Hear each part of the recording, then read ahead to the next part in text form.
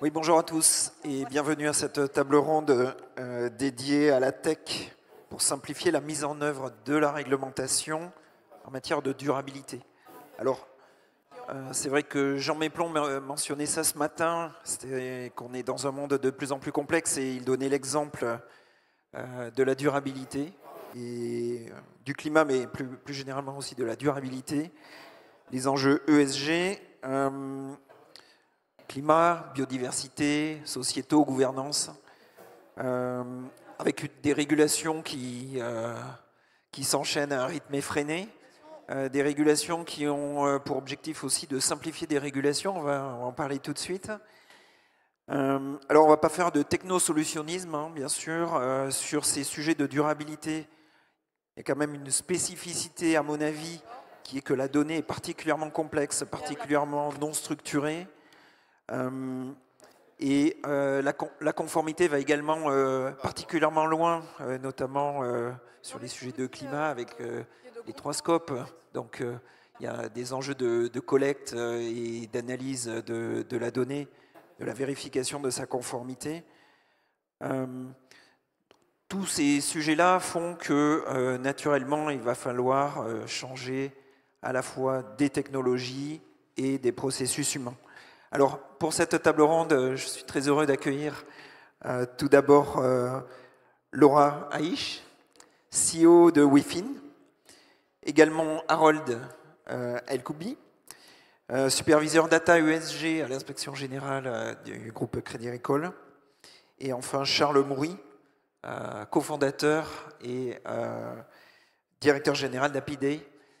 Alors peut-être avant de commencer, on peut commencer par les solutions tech, parce qu'il se trouve que vous avez des solutions relativement complémentaires tous les deux.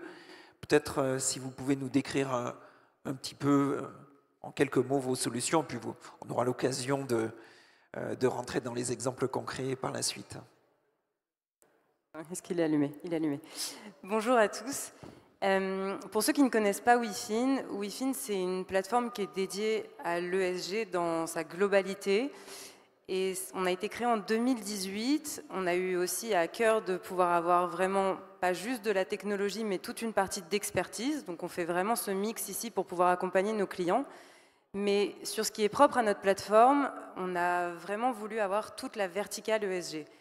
Il y a vraiment un enjeu de collecte de la donnée, on en parlera plus tard, et donc il y a vraiment tout cet enjeu aussi d'interopérabilité avec les data providers ou autres, la mise en qualité, toute la partie calculatoire, et ensuite derrière, sur ces 2 socles de collecte de données et de calcul, vous avez toute la partie métier pouvant être la partie reporting, la partie simulation, et tout le suivi des controverses, des engagements. Et donc nous, on a eu vraiment à cœur de créer une plateforme qui soit hyper transverse, pour pouvoir avoir énormément de cohérence dans toutes les données, une fois qu'elles sont collectées, mises en qualité et reportées ensuite ou utilisées dans tous les process que vous pouvez faire tous les jours dans vos métiers. Bonjour à tous. Pour ma part, donc Happy Day, on est un des leaders européens du reporting ESG, mais spécialisé sur le non-coté.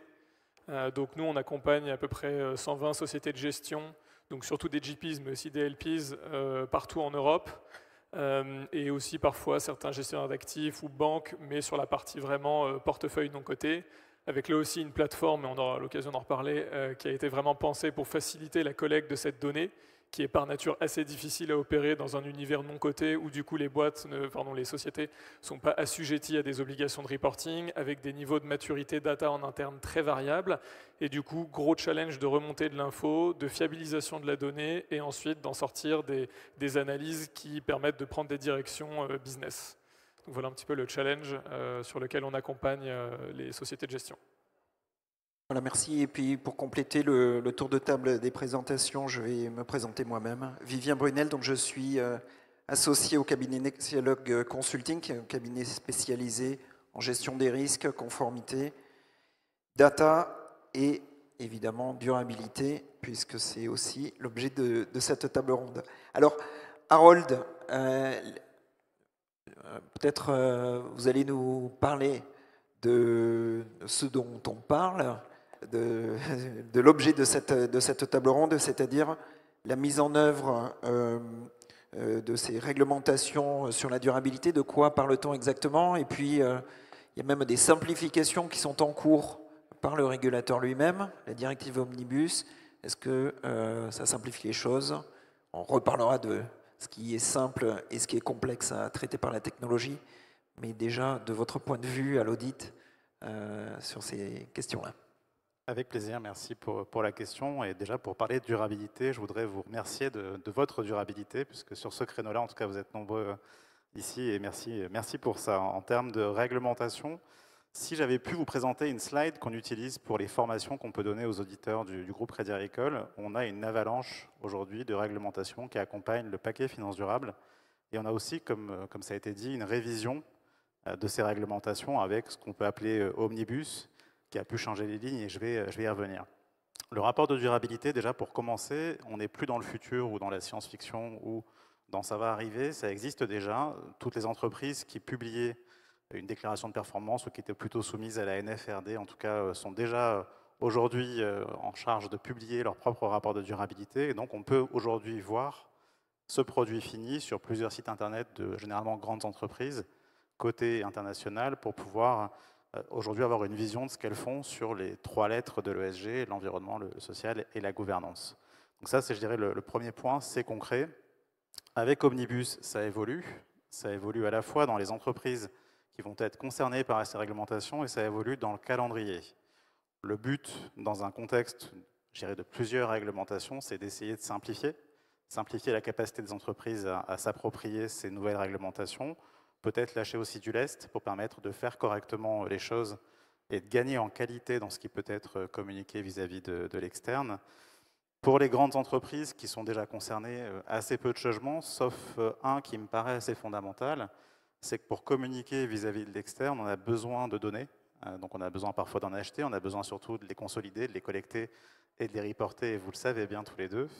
Et donc le sujet aujourd'hui, c'est quand on a moins d'entreprises qui vont être amenées à publier leur propre rapport de durabilité. Et quand elles vont le faire plus tard, on a aussi un sujet qui est de comment est-ce qu'on obtient cette donnée, comment est-ce qu'on peut réussir ensuite à présenter des informations fiables vis-à-vis de l'externe, et en particulier s'agissant de notre scope 3. Le but, en tout cas, du rapport de durabilité, pour moi, n'est pas encore tout à fait atteint, mais on s'en rapproche petit à petit. C'est de proposer une capacité à comparer les entreprises les unes par rapport aux autres. Malheureusement, si je peux le dire comme ça, dans Omnibus, on n'a pas forcément eu tout ce qu'on voulait en termes de, je pense notamment aux normes sectorielles, de capacité à, en tout cas, vite converger sur les méthodologies, être en capacité pour une banque de pouvoir publier avec les mêmes règles du jeu que la banque voisine sur certains sujets ou d'autres industries également. Mais pour autant, on voit quand même qu'on commence petit à petit à avoir un accompagnement du législateur pour ensuite petit à petit aller vers une qualité comptable de ce qu'on peut être amené à publier, et avec beaucoup d'impatience, je pense, pour nous tous. Merci Harold. Alors c'est vrai que ce matin, on a beaucoup parlé d'IA. Aujourd'hui, là, sur cette table ronde, on va parler un petit peu d'IA. Ça sera dans les questions subsidiaires et puis les questions de la fin. On va quand même se focaliser beaucoup sur les données, sur leur qualité, leur conformité, parce que un certain nombre de nombreuses régulations en matière de durabilité reposent sur la production de reporting et donc de publication de ces données. Laura, parmi les enjeux que vous avez vus chez dans l'ensemble de vos clients, est-ce que vous pouvez nous décrire un cas qui illustre un gain en termes de qualité de données que votre solution a pu apporter chez vos clients? Si vous avez différents clients avec différents cas, n'hésitez pas, on est preneur des cas concrets. Oui, chez Wifin, on accompagne 50 clients. Alors nous, à la différence d'Apidé, on est plutôt sur le côté, ce qui n'empêche pas qu'il y a quand même des difficultés à récupérer les données, mais surtout à les utiliser de manière transparente, de pouvoir avoir une maîtrise de cette donnée, de savoir vraiment ce qu'on utilise et d'ouvrir un peu la boîte noire derrière toutes ces données.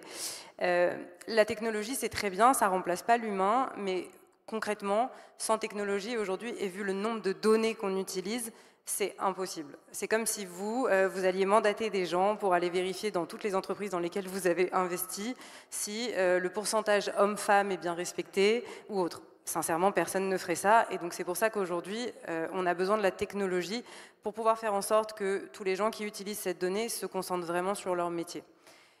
Nous, avec nos clients, il y a eu plusieurs enjeux. Il y a eu l'enjeu de pouvoir suivre aussi un peu la vélocité et la compréhension des réglementations. Un exemple un peu concret, quand SFDR est sorti, tout le monde était un peu perdu. Il fallait faire des reportings, l'article 6, 8, 9, on ne savait plus où donner de la tête. Mais au 1er janvier 2023, il fallait être prêt, il fallait pouvoir les sortir. La différence, et comme je vous le disais, c'est qu'il y a la plateforme technologique, mais il y a aussi toute l'équipe qui vient faire de la veille ou autre et qui accompagne les clients. Donc c'est vraiment faire ce mix des deux. Une fois qu'on avait réussi à accompagner un gros acteur, parce que ce qui est compliqué aussi, c'est les volumes. Quand vous avez 400 périodiques précontractuels, plus les EET à sortir, avec aussi la volonté d'avoir une cohérence dans toutes les données qui sont reportées, ça, c'est un vrai enjeu de scalabilité. Et donc, c'était vraiment ce pourquoi aujourd'hui, nous, on est venu servir cet acteur qui avait besoin aussi de gérer un très grand volume. Mais ensuite, il y a eu des évolutions, la taxonomie, et puis il fallait mettre des chiffres, et puis ça, il fallait le faire vite. Alors, nous, on était prêts en 24 heures, c'est-à-dire que sur notre plateforme, on a fait évoluer les templates, ils étaient prêts. Et c'est là où le client, il n'avait pas forcément les données. Donc, venir aider le client à avoir son data catalogue, de pouvoir maîtriser toutes les données qu'il a achetées, d'avoir de la visibilité et de la transparence pour savoir qu'est-ce qu'il doit utiliser pour remonter et avoir vraiment une gouvernance autour de cette donnée, c'est là aussi où la technologie, elle intervient. Gérer 20 000 indicateurs, aujourd'hui, à la main ou avec Excel, même si je sais que c'est un outil qu'on aime beaucoup en finance, c'est franchement compliqué. Donc voilà, il y a pouvoir gérer la donnée avec un data catalogue global qui vous permet justement de pouvoir maîtriser tout ce que vous avez, d'avoir les méthodologies en face, comme une encyclopédie de vos données que vous avez, et derrière, avoir un outil qui vous permet de suivre, en tout cas, toutes les évolutions des templates ou des réglementations, parce qu'on les anticipe et parce qu'on les implémente beaucoup plus vite dans nos outils que si vous aviez un PowerPoint qu'il faut les mettre à jour, ou alors vos Excel ou autres. Merci Laura. Et Charles, c'est vrai que pour les humains, tout est compliqué en ce moment. Est-ce que pour la technologie, il y a des choses qui sont pas trop compliquées? Qu'est-ce qui est simple à faire? Qu'est-ce qui est complexe à faire pour des solutions techno, donc sur ces sujets de conformité et de durabilité? Ouais, c'est une question qui est assez intéressante et qui revient vraiment aux prémices de ce pourquoi on a fondé HappyDay. Moi, avant, je travaillais dans des équipes d'investissement de fonds de private equity anglo-saxons et j'ai bien vu que l'ESG, qui, on va dire, encore en 2017-2018, était un sujet assez périphérique, a commencé à faire son chemin jusque dans les comités d'investissement. Ça a commencé à devenir un enjeu de fundraising assez structurant quand on est une société de gestion qui cherche à avoir des gros instituts européens à son capital. Et en fait, les gens qui étaient en charge de ces sujets au sein de ces sociétés de gestion ont vu leur charge de travail littéralement exploser. Donc, bon, alors là, Harold fait partie d'une grande maison, donc il n'est pas tout seul, mais il y a quand même des sociétés de gestion où c'est quasiment un one-man ou one-woman show, parfois 2-3 personnes, et c'est des gens qui doivent à la fois intervenir sur le fundraising, faire la gestion, donc toute la partie reporting dont on va parler, mais aussi faire l'accompagnement des sociétés en portefeuille, avec des plans d'action, etc., boîte par boîte, donc ça devient juste plus du tout gérable. Fort heureusement, la technologie peut faire des choses. Pour autant, alors moi je suis ingénieur de formation et cofondateur d'une boîte de tech. Je ne crois pas du tout au technosolutionnisme à outrance. Et c'est important de vraiment bien distinguer ce que peut faire la techno aujourd'hui et ce qu'elle ne peut pas faire. En fait, nous, la base de notre métier, ça va être de faire gagner du temps à ces gens dont on a parlé, les responsables ESG de fonds d'investissement. Et il y a beaucoup de choses que la techno peut faire pour automatiser des tâches. Donc si on prend un peu le process de reporting classique pour aller chercher ces fameuses données ESG qui sont difficiles à récupérer dans des boîtes qui n'ont pas toujours besoin de publier ces données et qui souvent, si on prend une PME en région ou une start-up, etc., c'est des gens qui ne savent même pas vraiment ce que c'est encore en 2025 que la sustainability et l'ESG. Donc le premier enjeu, c'est de faciliter la récupération de la donnée, sachant qu'en bout de chaîne, Comme l'a dit Harold, on doit sortir des disclosures SFDR qui répondent à des cadres hyper normés. Donc il y a un énorme delta à combler entre les deux.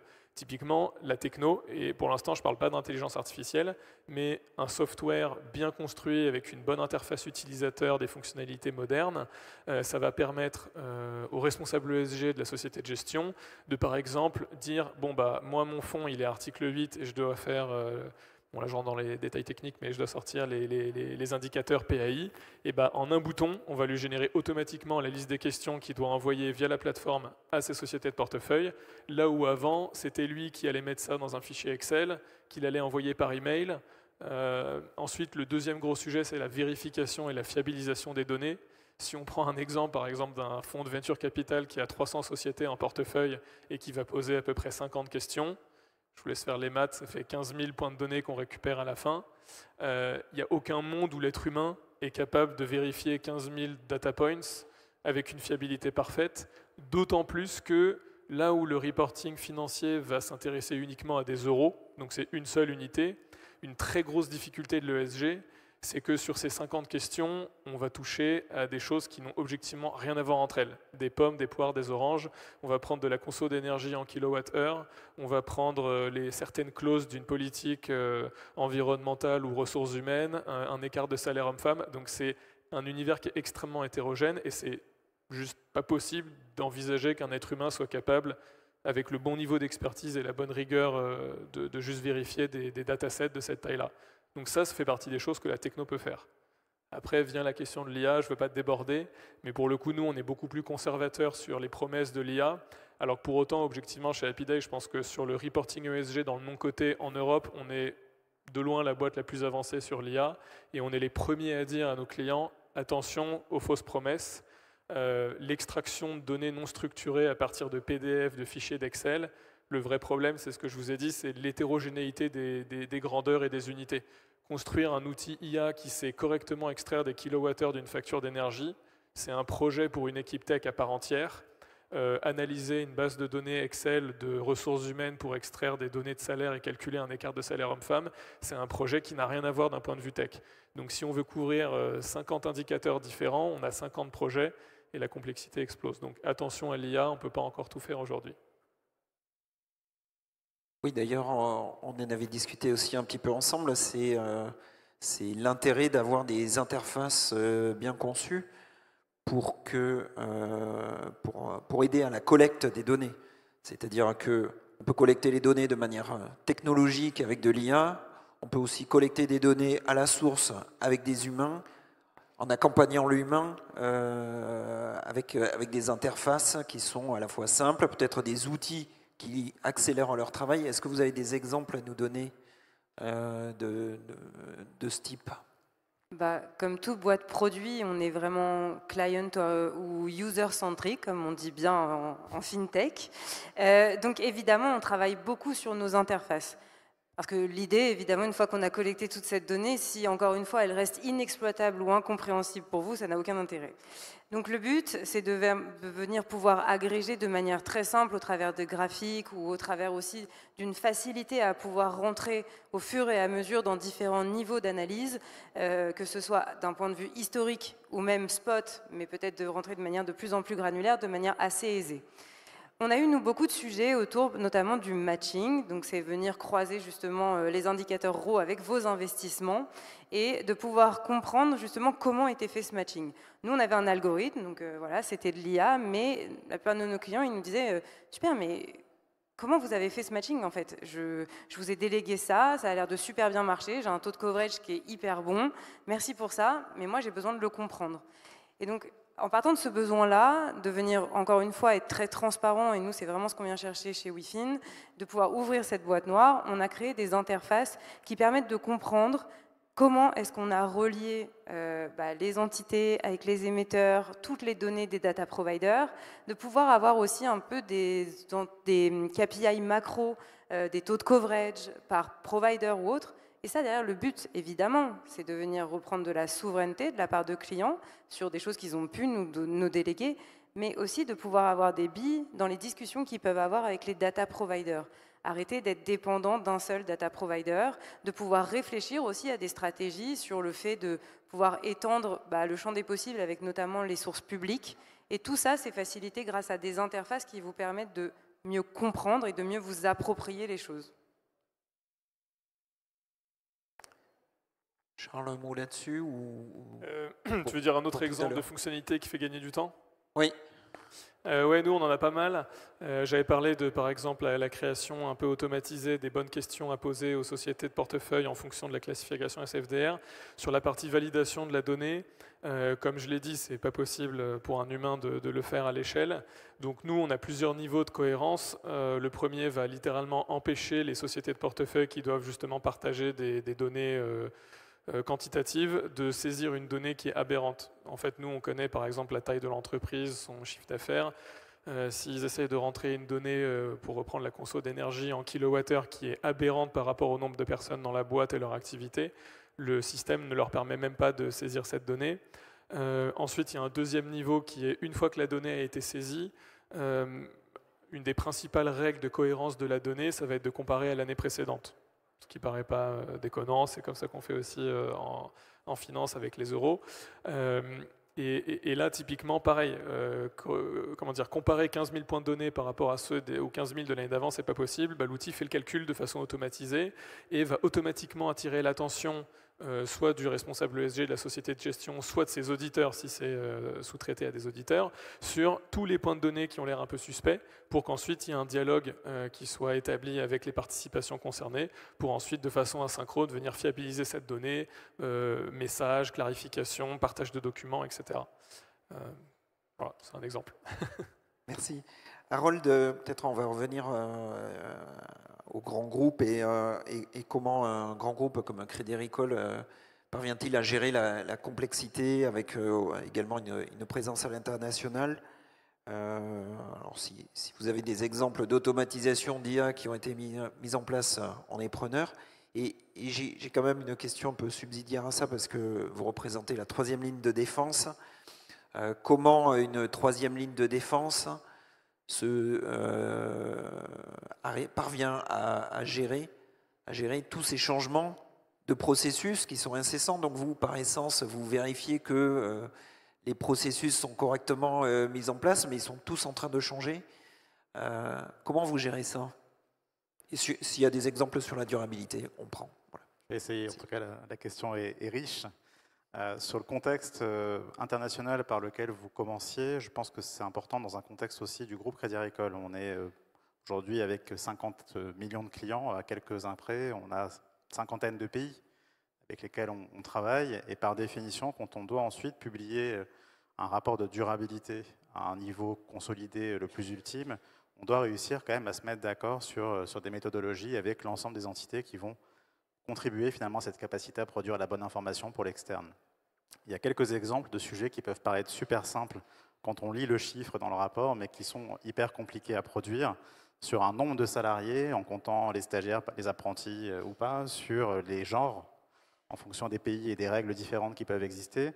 Il a fallu en tout cas se mettre d'accord avec l'ensemble des métiers qui peuvent produire ces informations-là pour qu'ensuite elles soient consolidées, pour avoir des méthodologies qui ou prolongeaient déjà ce qui a été fait dans d'autres typologies de rapports précédents, ou devaient évoluer pour coller aussi à la taxonomie ou à d'autres enjeux qui ensuite nous conduisaient à produire la bonne information. Donc en termes d'organisation, pour parler du groupe avant de parler de la ligne métier audit, inspection dans laquelle je travaille, il a fallu construire finalement des nouveaux métiers spécifiques, des métiers engagements sociétaux par exemple, qui sont de première ligne sur l'environnement et qui ont pu, en plus d'organiser les lignes métiers au sein des différentes entités du groupe sur l'environnement, pouvoir par exemple travailler, je dirais aussi des premiers alignements de nos indicateurs avec la taxonomie et en tout cas préparer le terrain pour que les choses puissent ensuite fonctionner de façon fluide. Même chose ensuite dans les fonctions de contrôle avec des spécialistes sur les questions ESG dans la conformité, dans les risques et donc dans la troisième ligne de défense en ce qui me concerne pour avoir une vraie capacité en matrice à animer tout le groupe en décentralisé et réussir finalement à se mettre d'accord sur les règles du jeu qui pouvaient ensuite nous permettre de respecter ces réglementations et leur calendrier spécifique nous concernant. Pour parler plus spécifiquement de l'audit, On a fait le choix de nous transformer, mais comme l'ensemble du groupe, en profondeur, et donc de pouvoir former, par exemple, les 1400 auditeurs du groupe sur l'ensemble de cette population à qu'est-ce qu'était aujourd'hui le paquet finance durable, en plus d'y ajouter les engagements du PMT du groupe Crédit Agricole sur les nouvelles énergies, par exemple, ou sur la santé et le bien vieillir. L'idée, c'était de donner l'ensemble des nouveautés ESG aux 1400 auditeurs, 100%, enfin à 1 ou 2% près, ont été formés, en tout cas en 2024, à ces questions-là, pour avoir un vrai bagage d'être en capacité d'auditer le sujet partout, en BFI comme en crédit conso, et je dirais à différents endroits de la planète, en ayant en tout cas ce bagage de formation. Même chose sur les questions qu'ils devaient se poser, pour aussi normaliser la manière dont on allait attaquer le sujet à différents endroits du groupe, pour à la fin pouvoir consolider un message qui a du sens et qui permette de remettre l'énergie là où il faut vraiment renforcer les efforts pour être sûr de respecter correctement ces enjeux. On a fait le choix aussi d'aller très vite auditer la réglementation CSRD avant même qu'on ait eu à publier le premier rapport de durabilité, juste pour nous assurer que le projet était correctement mis sur des rails, donner de l'information aussi à la gouvernance, ce qui fait partie de nos missions sur la mise en conformité du groupe sur cette réglementation, et on fait le choix de revenir assez vite après les premières publications, puisqu'on a plusieurs rapports de durabilité à l'échelle du groupe qui ont été communiqués, pour nous assurer de la cohérence entre eux, de leur qualité intrinsèque, en plus de ce qu'ont déjà pu faire aussi nos commissaires aux comptes sur le sujet, puisque ces rapports-là sont revus aussi par des organismes externes, donc des commissaires aux comptes, en l'occurrence. Un des sujets sur lesquels on a dû innover, parce que vous posiez une question sur l'IA, c'est justement comment est-ce qu'on peut auditer ce document-là, qui est quand même assez conséquent. Le document conso au niveau du groupe, il fait environ 240 pages à lui tout seul. Donc comment est-ce qu'on peut l'attaquer dans les meilleures considérations, et surtout qu'est-ce qu'on peut avoir comme valeur ajoutée pour en challenger la qualité.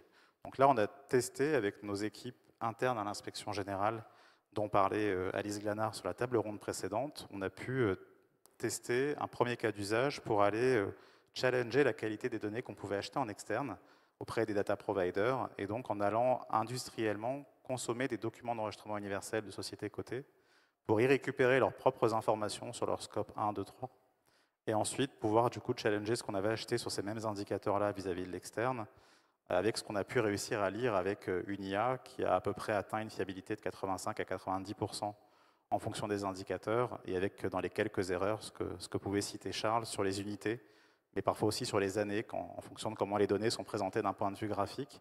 On était quand même assez satisfait de cette fiabilité de 8,5, 9 sur 10 sur les indicateurs revus, pour gagner du temps finalement, et de se dire ce qu'on achète en externe, c'est suffisamment solide ou pour être pérennisé, ou ça peut être adapté pour augmenter la qualité dans le temps. Et donc ça donne aussi une vision, je dirais, assez rapide sur les premiers choix qui ont été faits, ou sur la construction projet puis run de cette production de rapport de durabilité, puisque pour finir, on sait que ça ne durera pas qu'1 an, quoi.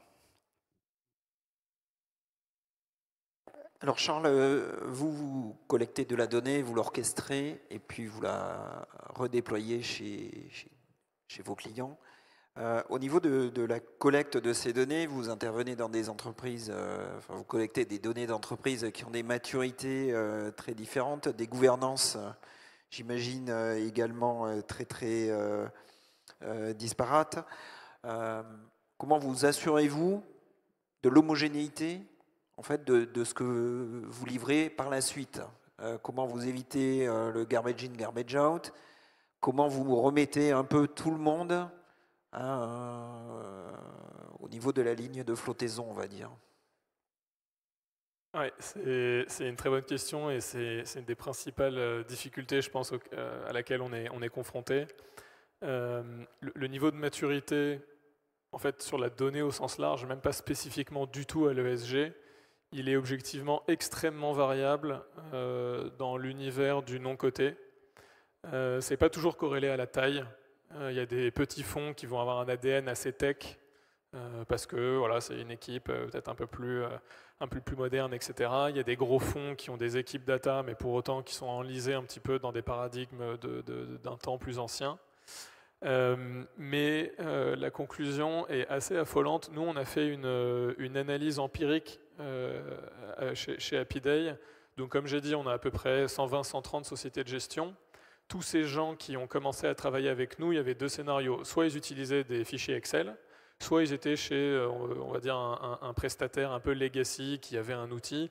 Donc il faut savoir que nous, dans notre industrie, une société comme HappyDay, c'est un peu la deuxième génération. Il y a eu une première génération d'outils, souvent issus plutôt de sociétés de conseil dédiées à l'ESG, qui ont compris qu'il y avait un enjeu data, qui ont essayé de créer une interface. Et voilà, beaucoup de respect pour tous ces acteurs-là qui ont été vraiment les pionniers des premiers outils software digitaux sur l'ESG dans le non-coté, mais objectivement qu'il y avait beaucoup de limites. Et donc nous, quand on récupère toutes ces données-là, puisqu'encore une fois, l'enjeu est de pouvoir permettre à l'avenir, sur les futures campagnes de reporting, à toutes ces sociétés de gestion de comparer par rapport aux années précédentes. Donc nous, quand on commence à travailler avec une nouvelle société de gestion, un nouveau fonds, on va injecter dans notre plateforme toutes les données historiques.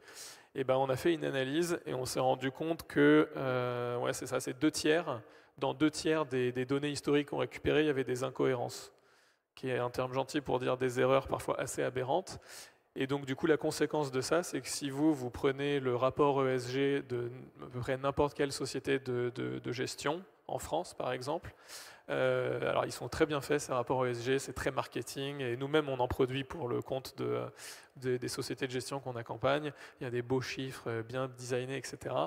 Ben, il y a 2 chances sur 3 que la donnée soit fausse. Voilà. Ça peut être l'épaisseur du trait, et parfois ça peut être vraiment orders of magnitude off. Donc voilà, c'est un réel enjeu sur le non-coté, où il y a beaucoup moins historiquement de fiabilisation de la donnée, de travailler là-dessus. Objectivement, le premier palliatif, c'est de l'acculturation. Donc nous, on passe aussi beaucoup de temps à travers le déploiement de notre plateforme à faire monter en compétence ces responsables ESG, sachant que le but n'est pas pour eux de devenir des super experts de software, donc d'où l'enjeu que tu mentionnais tout à l'heure, d'avoir des interfaces bien conçues qui vont permettre d'automatiser quand même un paquet de tâches, mais on sensibilise énormément les responsables ESG à cet enjeu de garbage in, garbage out, parce que on va dire le leitmotiv de l'industrie, c'est de dire you can't change what you don't measure, ce qui est très vrai. C'est littéralement dans nos objectifs de société à mission chez HappyDay. Mais par contre, si la mesure est totalement faussée parce qu'elle repose sur de la donnée bidon, on ne va pas changer les bonnes choses. Donc il y a ce travail d'acculturation, et après honnêtement, il n'y a pas de recette miracle, hein. C'est les bons outils qui vont quand même fiabiliser au maximum la donnée, que ce soit avec Wifin plutôt sur la partie cotée ou HappyDay plutôt sur la partie non cotée. Et l'humain reste quand même fondamental. Nous, on n'est pas là pour dire aux responsables ESG de sociétés de gestion, même pas besoin de regarder, on a tout fait pour vous. On les implique dans ce processus de validation de la donnée. Notre plateforme est conçue pour qu'il y ait de la vérification avec plusieurs parties prenantes. Au maximum, on essaye de faire en sorte qu'il y ait même, par exemple, quelqu'un de l'équipe d'investissement qui a fait le deal dans telle ou telle société, qui vienne aussi regarder un petit peu les données ESG. Et donc en fait, c'est répété sur plusieurs années. C'est ça qui fait qu'à la fin, au global, les sociétés de gestion comprennent mieux les enjeux de gestion de la donnée, et en particulier sur l'ESG, on fait confiance à la technologie, à la machine pour faire le gros du travail, mais ensuite viennent quand même s'intéresser à la donnée récupérée et essayent de comprendre sa cohérence. Merci Charles. Et Laura, si vous aviez des conseils à donner à une entreprise qui souhaiterait vraiment prendre le contrôle de ces données, que ce soit en matière de coûts, parce que ça a été mentionné ce matin, les coûts sont énormes, et il y a des techniques pour réduire. Alors ce matin, il y a un chiffre de 30% qui était annoncé en utilisant de l'open data, en dédoublonnant les achats de données, en évitant les recouvrements entre les données vendues par les différents providers. Quel conseil vous donneriez, et est-ce que le chiffre de 30% évoqué ce matin, c'est quelque chose que vous avez vu circuler sur le marché ? Alors déjà, nous, ce qu'on a vu, puisqu'on agrège vraiment énormément de providers de données, donc aujourd'hui on a une 30aine de providers de données et une 50aine de sources publiques, ce qui fait quand même qu'on a un panel qui est assez large, c'est qu'en moyenne, un acteur, une société de gestion, il utilise 5 sources de données. Par rapport à ça, c'est exactement ce qu'on venait de décrire jusqu'à présent, c'est comment est-ce qu'on l'utilise, et surtout comment est-ce qu'on a notre bibliothèque qui nous permet vraiment de comprendre ce qu'on a acheté. les providers, ils vous font des bulks, ils vous proposent des choses. À chaque fois qu'il y a une nouvelle réglementation, ils proposent un package ou autre. Puis finalement, quand nous, on arrive chez un client et qu'on fait ce data catalogue, on se rend compte que parfois, il y a des doublons. Et puis, il y a aussi un défaut sur la qualité de la donnée, puisque une fois qu'on commence à creuser et qu'on commence à mettre en place tous les contrôles qu'on fait de manière automatique, qui, encore une fois, ne supplantent pas l'humain, mais en tout cas qui aident à rendre l'humain encore plus efficient, on se rend compte qu'il y a beaucoup de doublons. Donc là, déjà, il y a des sujets au niveau des coûts. Parce que si vous payez la même chose chez 3 providers différents, déjà, ce n'est pas forcément le plus efficace. Ça, c'est le premier point. Et donc, ça veut dire quand même que l'un des premiers conseils nous qu'on donne, c'est qu'il faut quand même un owner de la data. Et ça, aujourd'hui, moi qui étais en société de gestion avant, plutôt en salle de marché, ça semblait logique sur la partie financière, assez peu sur la partie ESG. Nous, on n'aime pas dire extra-financière, parce qu'aujourd'hui, on pense que maintenant, c'est imbriqué. Et donc, on a beaucoup mis ça sur les analystes ESG. Mais c'est une technique, c'est une technicité. Alors certes, aujourd'hui, on peut utiliser des outils qui permettent de l'acquérir, mais il faut vraiment quelqu'un déjà qui soit honneur de cette donnée, qui soit en mesure de pouvoir analyser ce qui a été acheté, qui soit en mesure aussi de pouvoir analyser ce qui est proposé par les data providers et de ne pas acheter tout et n'importe quoi. La deuxième chose aussi, c'est de pouvoir avoir un outil qui soit assez user-friendly, excusez-moi pour cet anglicisme, mais qui permette de pouvoir faire en sorte que tout le monde l'utilise. Parce que la donnée, elle est partout. Ce qui est très difficile quand on arrive chez un client, c'est qu'on se rend compte que côté front, ils utilisent de la donnée qui n'est pas forcément la même que celle qui est utilisée par l'analyste ESG et qui n'est pas le même que celui qui est utilisé par la compliance. Donc tout le monde peut faire des contrôles sur des choses qui sont différentes et tout le monde reporte. Et donc en fait, ça ne fonctionne pas très bien. Donc le fait d'avoir un outil central et qui ne soit pas un Excel qui soit partagé avec un risque opérationnel qui est quand même assez fort, ça aide énormément. Et enfin, aussi de pouvoir avoir un outil qui facilite l'auditabilité.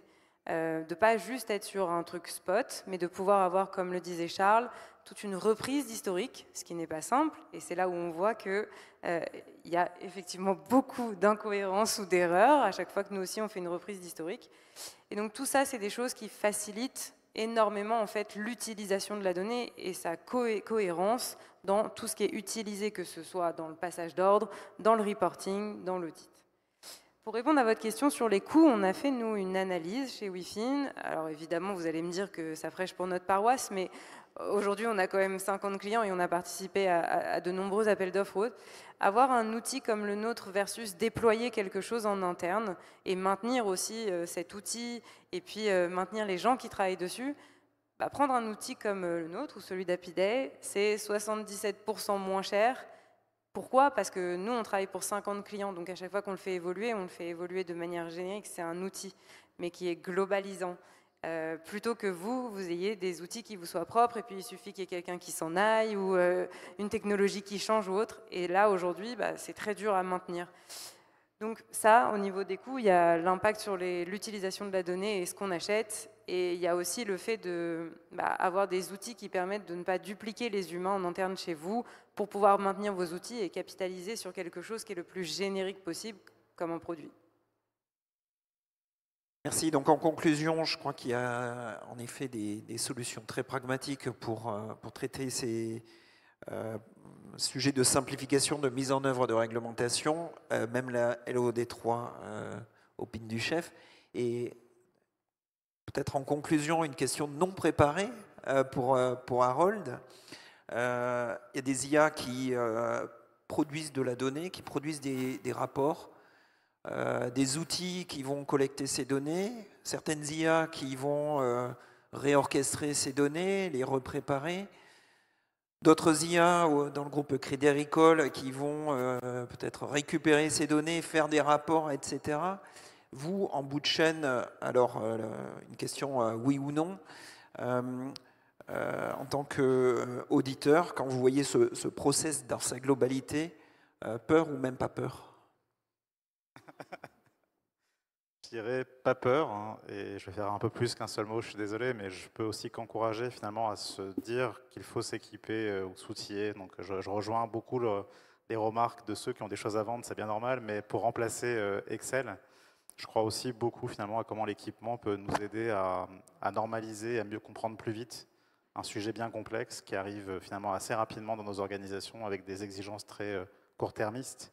Donc voilà, je pense qu'en tout cas, se questionner, même quand on est dans l'incertitude sur l'idée de s'équiper, ça me paraît être aujourd'hui du bon sens. Côté audit, on y a pensé, mais l'idée, c'est évidemment pas de produire des données en tant que telles, mais de mieux comprendre comment les métiers peuvent y parvenir avec toutes les difficultés que sont les leurs. Donc ça pourrait faire peur, mais pas peur, pour répondre. Voilà. Merci à tous les trois. Merci. Merci beaucoup.